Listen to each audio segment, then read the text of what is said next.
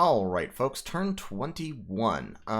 Yeah, this game is getting exciting. We've reclaimed Inorime from Drangleic, and we've received the first of their payments. So we got 300 gold from Drangleic, and we will continue to get 300 gold for the next 4 turns, which, okay, I'll take it. Aurum is currently diploing for his life, because he's fighting Haerdalas over here already. And then he's also being attacked by Anor Londo, who is besieging 2 of his forts. And he suspects, at least actually he knows, because I kind of told him, that he has me coming in on his north. So he is in some trouble. Now, Aurum has also been talking to me, and Aurum said he was planning to go after Anor Londo, so I'm not quite sure how this is going to happen, but I think Aurum is probably pretty much dead in the water at this point. He could make himself a real nuisance by raiding with these amphibious units. Unfortunately so, I am going to need to, instead of minor bugs up here, I'm going to need to recruit actual troops in order to stop those mermen from causing me serious problems. So, what we need is many, many warrior bugs. Just boop. And there we go. So, tons and tons of warrior bugs there. And we've got our great sentries coming out here. Great sentries can beat up huge numbers of mermen if necessary. And if Aurum tries to raid me up here, I don't mind so much, but what I want to make sure is I want to make sure that he doesn't take that other province. So we're going to give these guys to who? I don't think I have any good nature spells yet. Yeah, I don't have any good nature spells yet. I could cast Poison Ward, which would keep them from getting poisoned by the merfolk. That would actually be useful, except that I don't really have nature income at the moment. What's my nature income? 0. Yeah, I can't really justify that. And the great sentries will survive the poison anyway. It's only the warrior bugs will die to it. So let's give these guys to Zanantes. And they will attack closest. And Zanantes will... yeah, I'll give Zanantes a couple of fire gems. 3. And he'll summon some lesser fire elementals as well. And so Zanantes is going to come down here. Well, actually, Thom will be right there in that province, so Zanantes will drop down there. So if these merfolk try to raid me there, Zanantes will stop them. If they raid me here, nobody will stop them except the province defense, but I think it'll be alright. I can scoot Thom down and retake the province 1 turn after they take it. I just want to make sure they don't take Rustwater away, because Rustwater is a significant fraction of my total magic gem income right at the moment.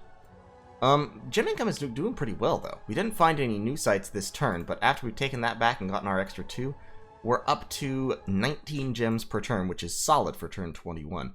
And we'll be finding more as we go along. Bifrons is building a lab here where we're building the palisade, getting this palisade and lab done. We're moving in one of our priests in order to build a temple. I was strongly considering building a palisade there as well, but I think I may hold off on that for a few turns. Once my income goes up somewhat as I take stuff off of Aurum, I'll look into that more. We've got 212 siege strength in Gweladun, so we should be able to do some good work. We continue to pump out the old mountain shamans, so in a turn or 2, one of those mountain shamans will take those troops and come on down to Daman to make sure that we have the oomph to break it as quickly as possible. Currently, we have the oomph to break it in 2 turns. I don't think they would change that, but we'll get it going. We'll do it to it. So, that is the turn. Like I said, Executor, the player of Aurum, is off in Discord diploing for his life right at the moment, and we'll see how well it works out for him. He's not going to stop Haerdalas, and he's not going to stop me. He might, especially if Aurum actually does come in and attack them, he might stop Anor Londo. If Aurum comes in and attacks Anor Londo, I'm basically going to contact Anor Londo and be like, hey, so our non-aggression pact, are you getting beaten up? If so, I'm gonna want to kind of like take some of your land before it's all eaten by Aurum, which I can do in a relatively diplomatic way, and hopefully he won't be offended by that, because it's true, I mean, Aurum is already, honestly, probably winning the game. They're big and scary.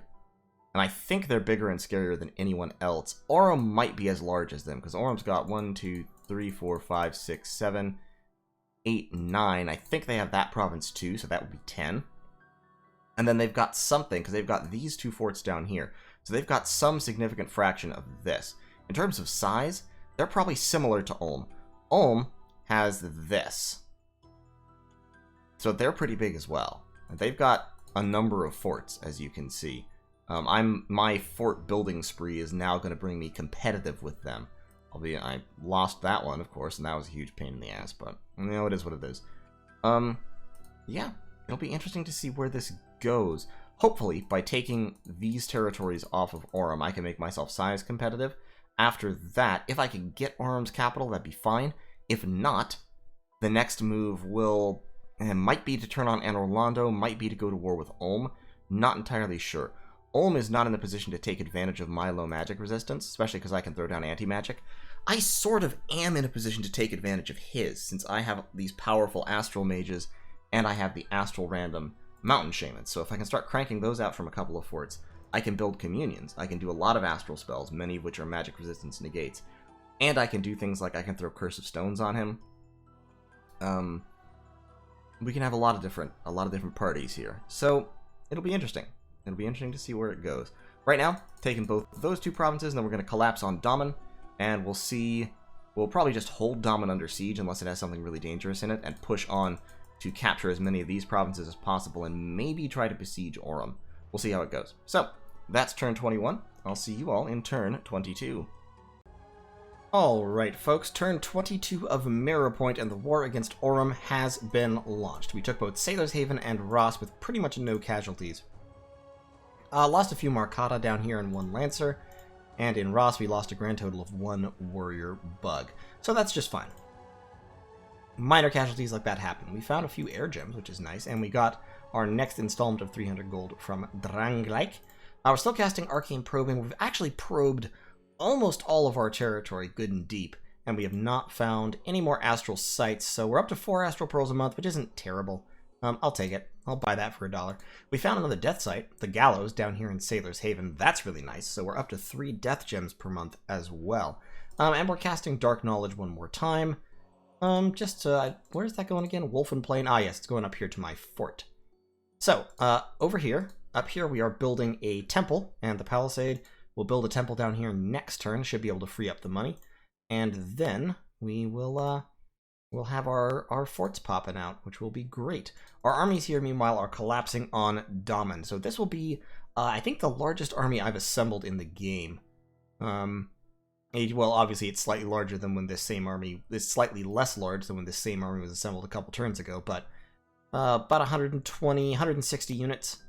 And it has a pretty significant siege strength. Up here we've got siege strength of 69, and down here 136, largely due to having all these great stags in this part of the army, as well as, I think, slightly more great sentries. I think? Yeah, slightly more great sentries. So overall, about 200 siege strength, should be able to crack this fort in 2 turns, and we can kind of spread out and cap some of the other provinces nearby as well. Now, Aurum's player, basically sent me some fairly aggressive messages this turn, trying to scare me into not attacking him, and into giving him back these 2 provinces, and it kind of pissed me off, to be honest. But one thing he said was that, oh yeah, I've sorted out everything else, I'm not at war with anyone else, you're the only one, so if you attack me, you'll be attacking alone. And I thought to myself, that doesn't sound realistic. So I went and talked to some of the other people, and Haerdalas, playing Lothric, is indeed considering kind of backing out. But I talked to Ulm, who said he shares a border. I guess he must mean only this. Maybe there's some of him this way. But Ulm said he'll attack, and Anor Londo, of course, is taking these 2 forts. So with that, I think I can probably take Aurum on. I talked to Haerdalas, and Haerdalas was like, yeah, you can beat him. So I think I'll go ahead and beat him. Still spamming out warrior bugs up here. I probably should work in some great stags as well. Having some tramplers would be nice. So let's get a couple of great stags mixed in. Take 20 recruitment points. Okay, there. So we'll get a couple of great stags mixed in with the warrior bugs. Actually, let's kind of spread them out a little bit. That won't really accomplish much, but it'll... Especially because I don't actually want to be mixing these guys. Yeah, that's fine. Just like that. Okay, great. So we'll get a couple of great stags coming in as well. 6 recruitment points, 20. Let's go like that. I've got warrior bugs pumping out up here, and over here, of course, I have great sentries still recruiting. So the armies are swelling in numbers. Aurum has very large armies, but his troops are not exceptional. We've talked about Aurum a little bit before, but to mention them in slightly more detail, Aurum has a lot of national events and stuff that happen.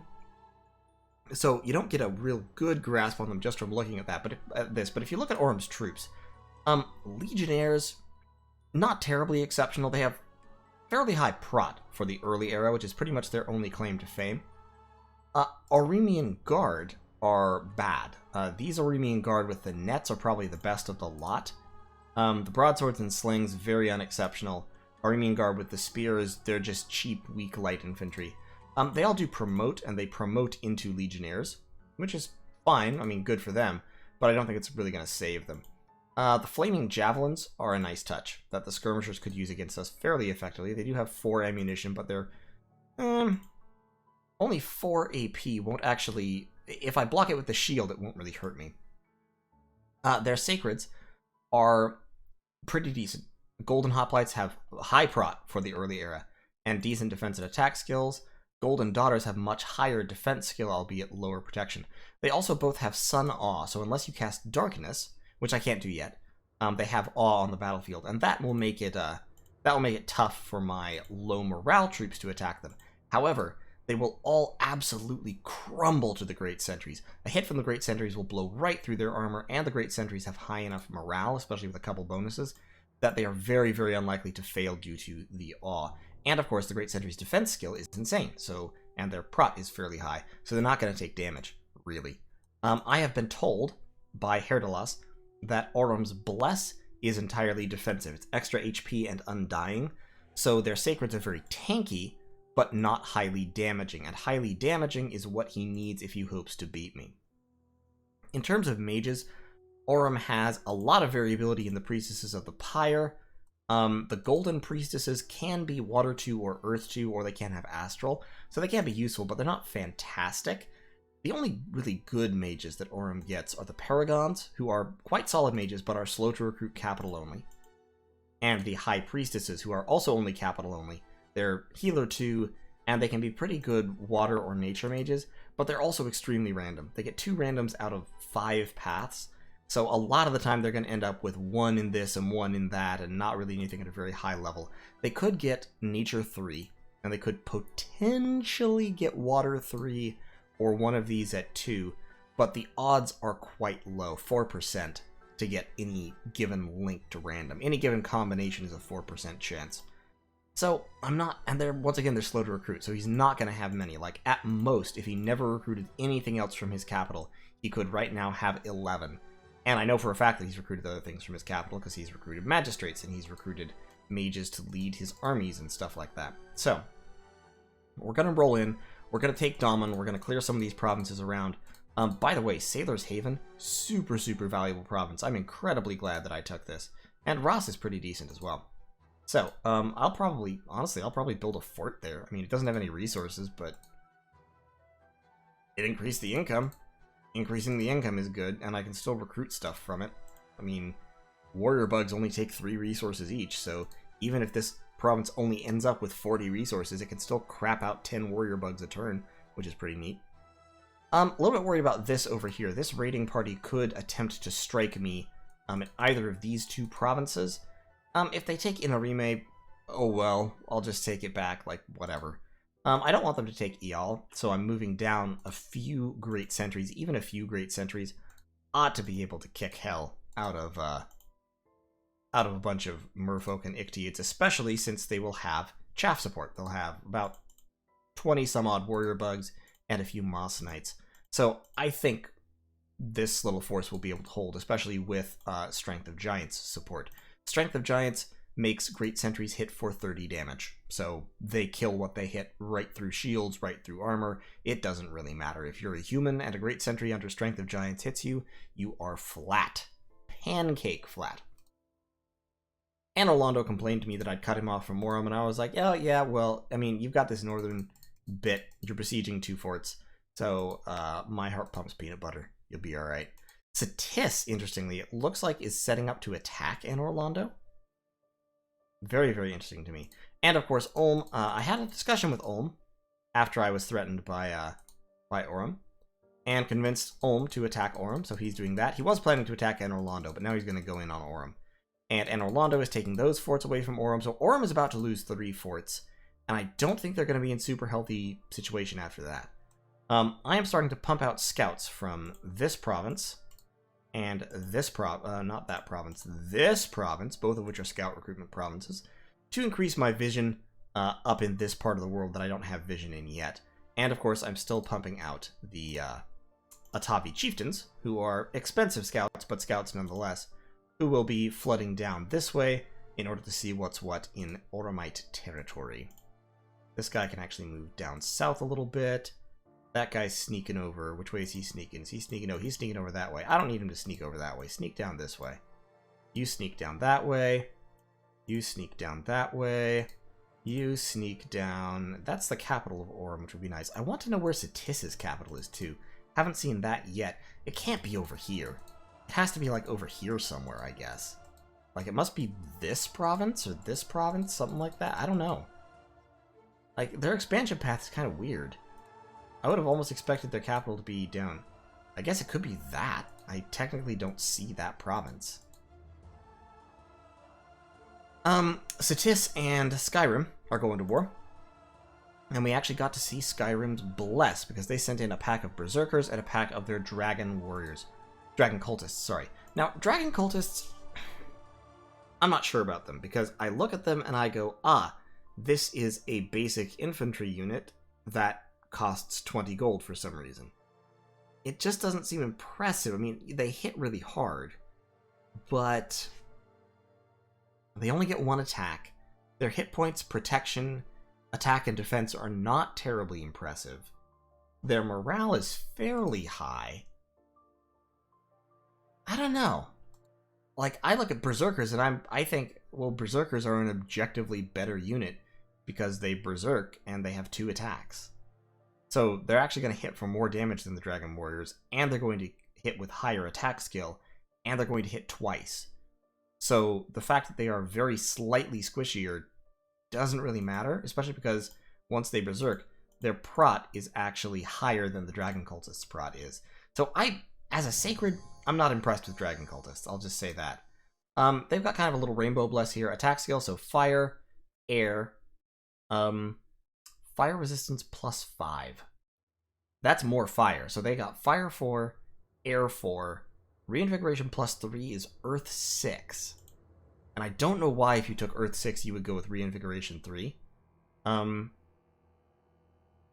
Personally, if I was taking earth 6, I would probably have tried to free up the extra points to go up to earth 7 and go fortitude, or I would have gone hard skin for more defense. Fortitude would have been better, but in neither case do I think that's a fantastic bless for Dragon Cultists. Honestly, with Earth 6 taking 4 extra strength to push this up to 26 damage so they hit really, really hard, kind of doubling down on what they're already pretty good at would have been a good strategy. But in any case, he runs into this Satisian army that has one Marshmaster. Where's the Marshmaster? There he is, Ninana, the Marshmaster. And the Marshmaster does the Satis thing. He casts Foul Vapors because they've reached Enchantment 5. And then the Foul Vapors murders Skyrim's army. Now, Skyrim's troops are actually trading up against Satis's troops, but the poison damage wipes them out. So, as you can see here, they lose everything. They do score a bunch of kills, 36 kills for the troops, but they're all wiped out because of, you know, the poison. The Ancient Dragon Priest, on the other hand, gets away because he is undead, and so is not affected by poison. He is poison resistant and cold resistant. Yay for him. So, Aurum bounced a commander off the army of Anor Londo, and so we can see Anor Londo's little force down here besieging this fortress. And they're casting Windrunner, interestingly. So they're giving themselves 50 swiftness, which gives them extra movement speed, but their combat speed is still quite low because they're just humans who aren't very fast. And you can see the Silver Knights going in with their big rainbow bless. And the Aurumite commander is actually not scripted to run away, so he just charges in and gets murdered. And we got our air gems. So yeah, that's the turn. Collapsing in on Aurum, moving to defend this province. If they take Inarime, I'll just take it back. It won't be a big deal. and massing up more troops, because I think Aurum can still outproduce me. I'm actually going to have to rely on quality of troops, which is a weird position for me to be in. Generally, quality of troops, I would think, was not necessarily my strong point, because warrior bugs are low quality. They're just enormously massable and very high defense skill for their cost. So we'll see how it goes. I think I'll be able to crack Domin, as I said, very quickly. We'll see what level it says it's at, and then I'll move out and snipe out a couple of these provinces as well, just to make sure that I remove the income from Aurum as fast as possible, because this is going to be a game now of denying Aurum income and pushing them down that slippery slope where they can't afford to recruit things, so they can't win battles, so they lose more territories, which makes them less able to recruit things because they have less income. That's the cycle that you want to force your opponent to be in, the cycle where he can't recruit units or mages because he never has money, and so cannot do anything to stop you, while you can recruit and so can do things to stop him.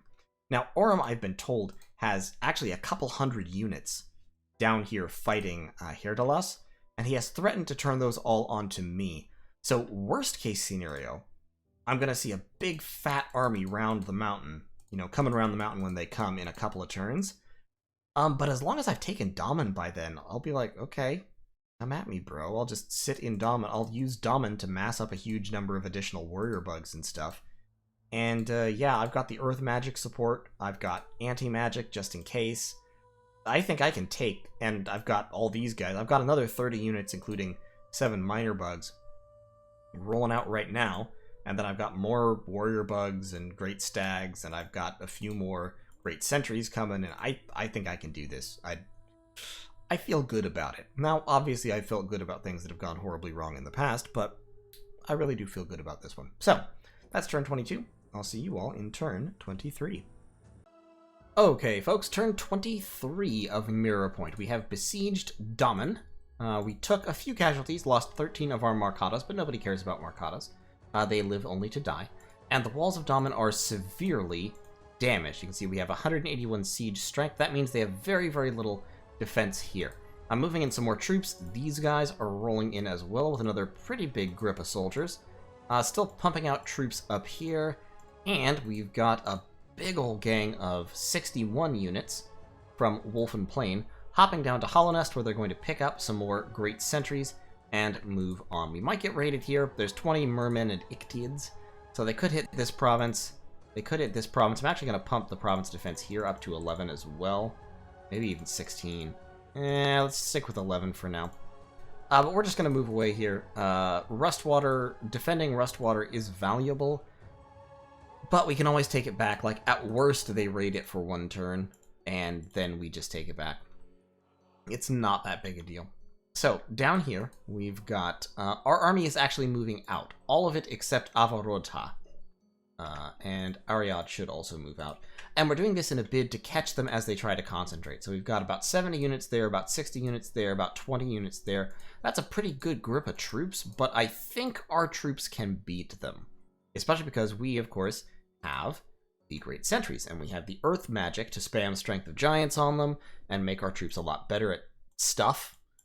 So we're going to have our mages, kind of pushed up here. And we will drop buffs on our troops, and our troops should do some pretty good work. They don't have any flyers. They do have the Aurumian guards, the ones with nets. So they could net my warrior bugs pretty effectively. But if they net warrior bugs, they're just hitting chaff, and if they net great sentries, they're probably not going to be able to kill them anyway, and they will... they'll break free very quickly because they have very high strength. So we're hopping down here. I'm hoping either, there's 2 ways this could go. Either I assume he's moving to try and intercept me. If he doesn't move to try and intercept me, then we'll just take the province and then move back and finish cracking the fort.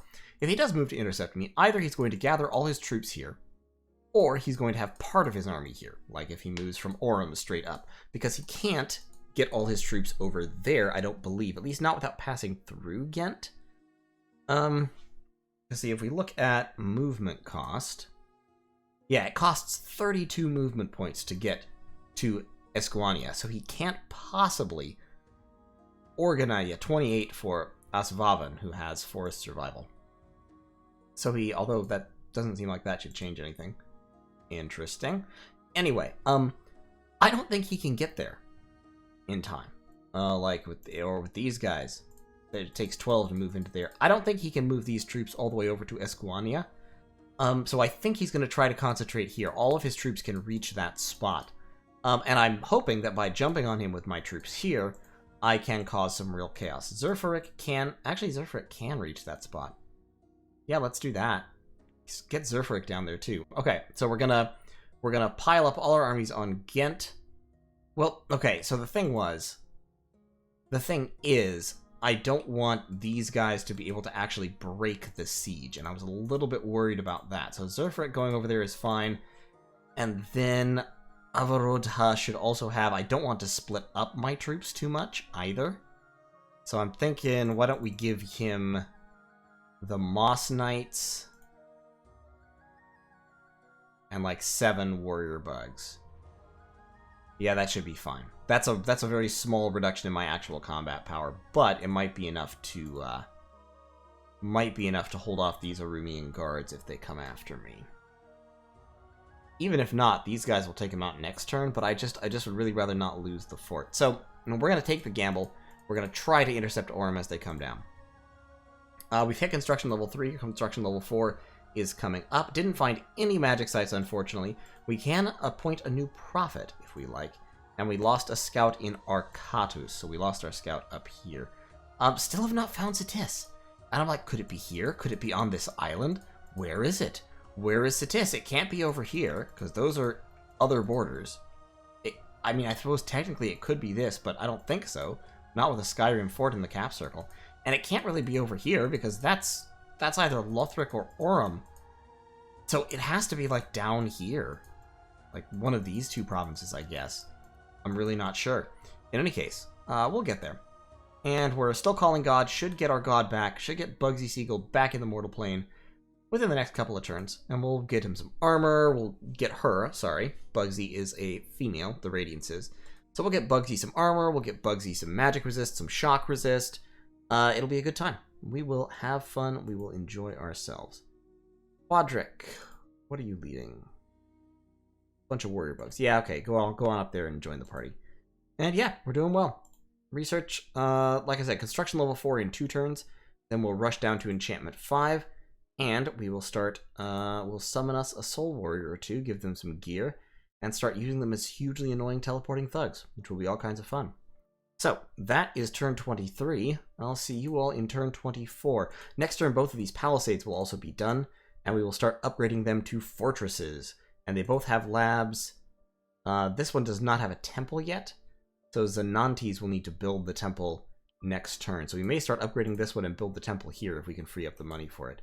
And Zessi is just still kind of standing here, patrolling, whistling, twiddling his thumbs, waiting for the money to free up to start building a palisade here as well, so that we can get yet more forest shamans. Because right now we're getting forest shamans there, we'll get forest shamans there, and then having even more forest shamans can also always be nice. But in any case, thanks for watching, and I'll see you all in turn 24.